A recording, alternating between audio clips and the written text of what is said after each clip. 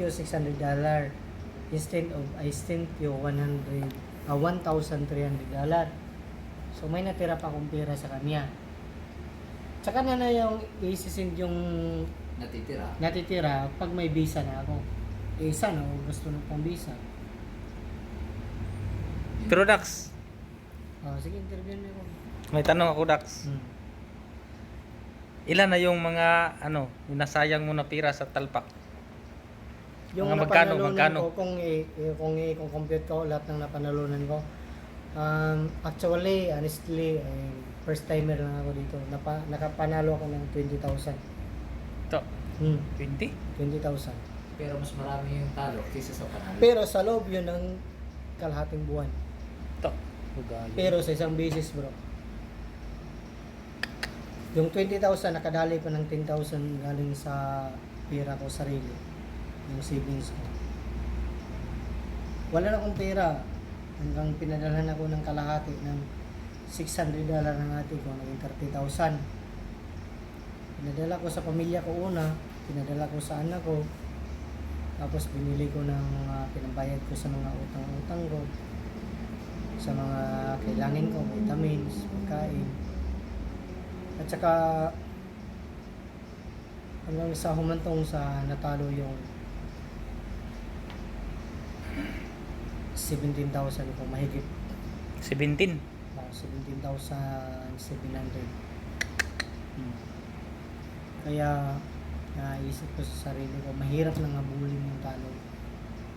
Kung isasalin ko yung panalo ko ng 20,000 na sa mga 50,000 plus yun.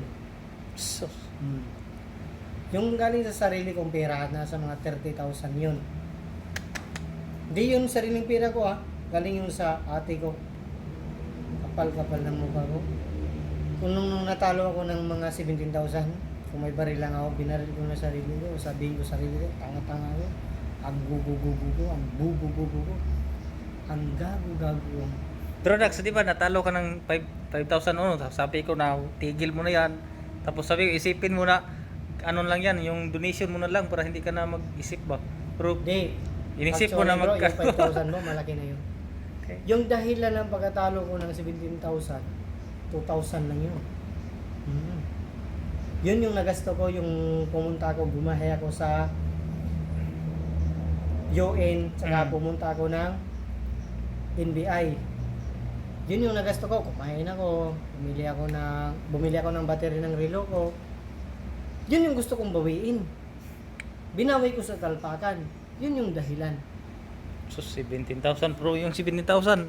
Grabe no, laki na no.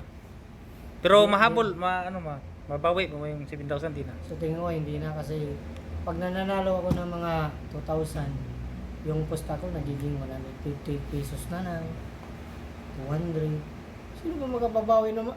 Dumuduwag ka na matalo Matakot ka nang pumusta ng 300. Pero anong plano Dax? Tigil ka na o patuloy mo pang Nasa Korea, talpak? alam ko, lesson learned na to. Kasi pag lesson learned na bro, mas lalong nasa risky point ka na pag nandun ka na. Kasi, sasabihin ko sa sarili ko, 16,000, 30,000 yung na-risk ko para lang matutunan ko yung lesson na yun. So yung talo mo ba no? Binili mo ng ulam yun. Ngayon ulam mo. Pag natatalpa ka bro, di ka gugutumin. Kahit isang beses ka lang kumain, di ka gugutumin. Kahit sino pang scientist o sinong doktor dyan, excited ka talaga. Tapo, napili mo no? Okay lang, at least buhay pa tayo, tapos hindi tayo nakagawa ng masama. Okay lang. Hindi, ang advice ko, wag mong isipin yung talo. Isipin mo na donate na lang yun. Donate ba? Sa mga mahirap, ganyan. Para hindi masakit ba no? Donate na lang ba? Tayo, magkasabay tayo nagtalpak.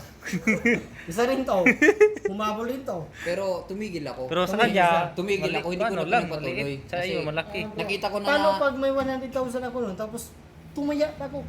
Alam mo yun, Pupos sa yung pira mo. Bro, Ubus! isa na advice ko sa'yo. Cut. Cut na. Pero mamaya, magtalpa ka pa, hindi na. Di, may 500 ako natira dito.